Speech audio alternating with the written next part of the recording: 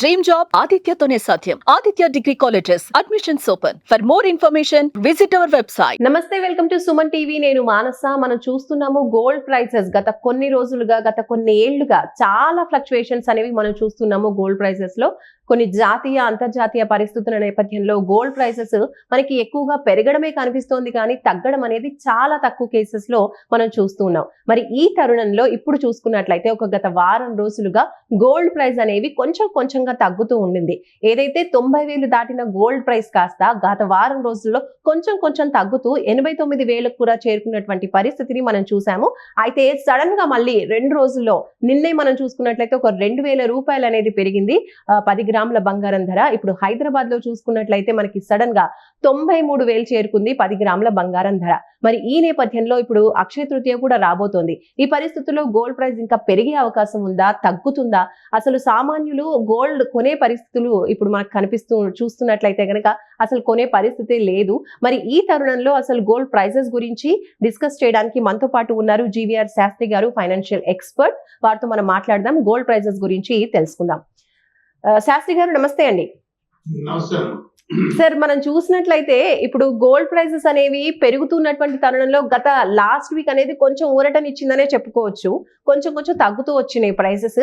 అయితే ఇప్పుడు మళ్ళీ సడన్ గా 93,000 దాటేసింది 10 గ్రాముల బంగారం ధర హైదరాబాద్ లో.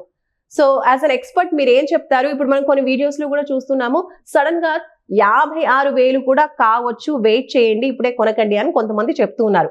అంత డ్రాస్టిక్ గా గోల్డ్ ప్రైస్ లో చేంజ్ మనం చూడొచ్చు అంటారా ఇప్పుడు కొన్ని రోజుల్లో? మన దేశానికి చూసుకుంటే కనుక గ్లోబల్ ట్రెండ్స్ ఎలా ఉన్నాయి, రూపీ డాలర్ కి మన మధ్య ఎలా ఉంది, డొమెస్టిక్ డిమాండ్ ఎలా ఉంది, సెంట్రల్ బ్యాంక్ ఏ రకంగా కొనుగోలు చేస్తుంది, మార్కెట్ సెంటిమెంట్ ఎలా ఉంది, ఈ 5 అంశాల మీద గోల్డ్ రేట్.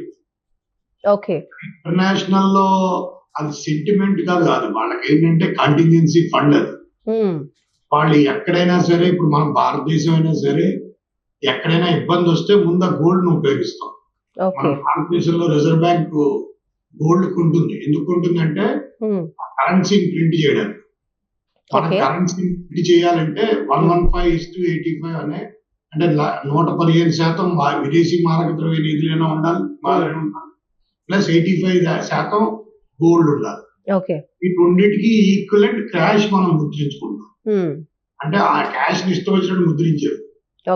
500 నోట్లు అవన్నీ వస్తాయి చూస్తారు. అందుకే అంటారు, మీరు ఈ 500 నోట్లు చల్లకపోతే నాకు తిరిగి ఇచ్చేయండి, నేను ఈక్వలెంట్ మీకు ఇస్తానని చెప్పి రిజర్వ్ బ్యాంక్ గవర్నర్ మీకు రాస్తాడు, అందులో సంతకం పెడతాడు.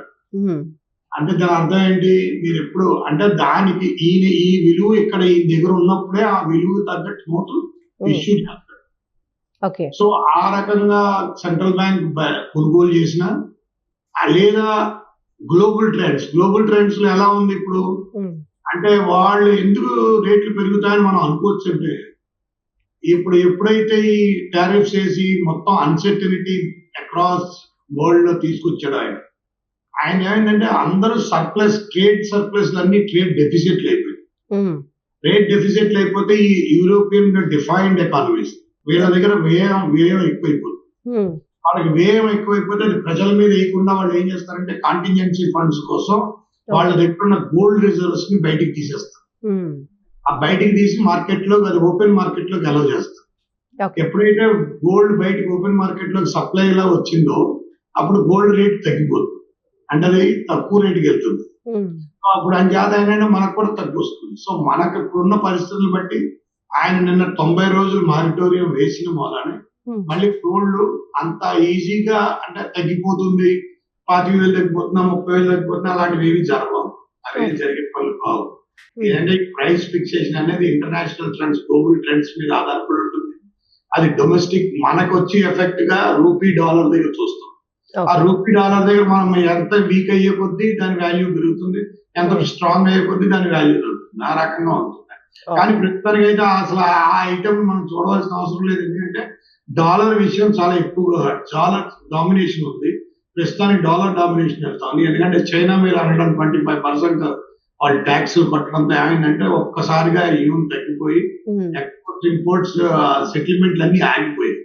అంటే చైనా తరఫు నుంచి 100-150 బిలియన్ డాలర్లు ఈ 2 నెలల్లో జరగవలసిన సెటిల్మెంట్లు అన్ని ఒక్కసారి ఆగిపోయాయి. ఆగిపోతే యూన్ పేమెంట్ జరగదు, డాలర్ పేమెంట్ జరగదు.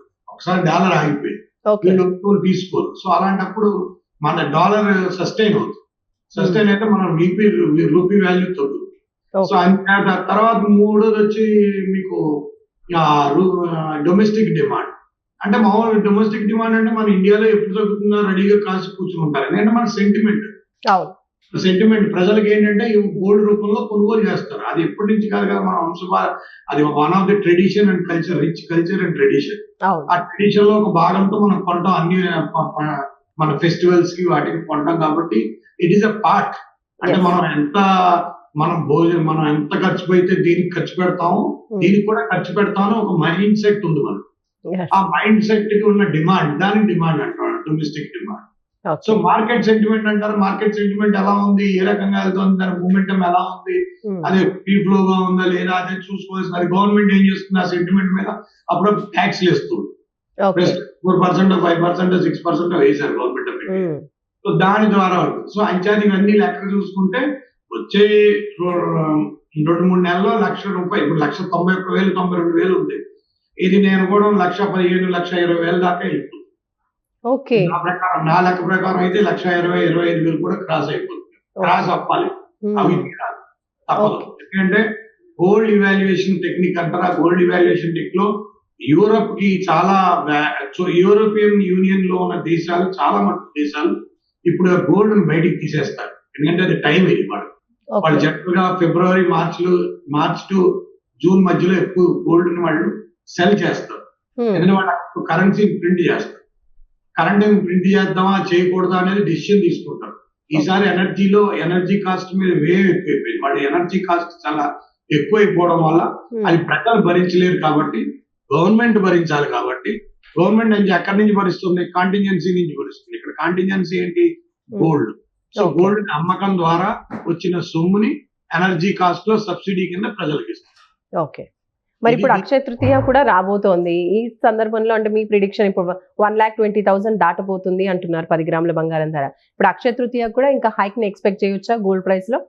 1,20,000 నేను ఏదో పెద్ద ప్రిడిక్ట్ చేసింది. అది 1,50,000 కూడా వెళ్ళిపోయినా అంత టైం ఆశ్చర్యపోకలేదు. ఎందుకంటే అది మెటల్ అమ్మ, ప్రీషియస్ మెటల్. ప్రీషియస్ మెటల్ అంటే మొత్తం అన్ని దేశాలు 193 దేశాల్లో అందరూ కూడా ఎక్కువ మంది యాక్సెప్ట్, ఒక బ్రిటిష్ వాడు తప్పించి అందరూ టన్నులు అందరూ ఉంచుకుంటారు. ఎందుకంటే మన ఫారిన్ ఎక్స్చేంజ్ పాలసీ అది. అంటే మన క్యాష్ ముద్రించాలి అని రిజర్వ్ బ్యాంక్ గవర్నర్ ఏం పవర్ లేదు క్యాష్ ముద్రించాలి. ఈవెన్ ప్రైమ్ మినిస్టర్ లేదు. అది ఎవరికంటే అది ఎలాగంటే దానికి ఒక ఫార్ములా ఉంది. ఆ ఫార్ములా ఏంటంటే 115:85. 115 విదేశీ మార్కెట్ అంటే ఫారిన్ ఎక్స్చేంజ్ రిజర్వ్స్ ఉండాలి. ప్రస్తుతానికి $700 బిలియన్ రిజర్వ్ ఉంది. తర్వాత 85 అంటే దానికి తగ్గట్టుగా 85 అంటే ఆల్మోస్ట్ $550 బిలియన్ ఇది ఉండాలి. ఏది బంగారం నిల్వలు ఉండాలి. సో అప్పుడు ఏం చేస్తుంది, ఎక్కడైనా తగ్గుతుందంటే దానికి ఏం చేస్తుంటుంది, రిజర్వ్ బ్యాంక్ రివ్యూ చేసి అది కొంటూ ఉంటుంది. రిజర్వ్ బ్యాంకే కొనేస్తూ ఉంటుంది. అప్పుడు మనకి ఏం చేసి, మనకి చాలా ఇబ్బంది అయినప్పుడు, అప్పుడు ప్రైమ్ మినిస్టర్ చంద్రశేఖర్ ఉన్నప్పుడు ఏం చేశారు, గోల్డ్ తీసుకెళ్లి తనఖా పెట్టేసాడు ఆయన. అప్పుడు దాన్ని మార్టిగేజ్ చేసి, బ్రిటన్ లో మార్టిగేజ్ చేసి మనం తెప్పించుకున్నాం. మన ప్రైమ్ మినిస్టర్ మోడీ గారి టైంలో మనకి ఇప్పుడు $700 బిలియన్ సర్ప్లైస్ అయిన మూలని ఆ డబ్బులు కట్టి మనం తెప్పించుకున్నాం. అంతేదా ఆ బంగారం వచ్చింది. ఆ బంగారం ఇప్పుడు రిజర్వ్ బ్యాంక్ దగ్గరకు వచ్చింది. దాని ద్వారా ఆ నోట్స్ ని ప్రింట్ చేస్తాం.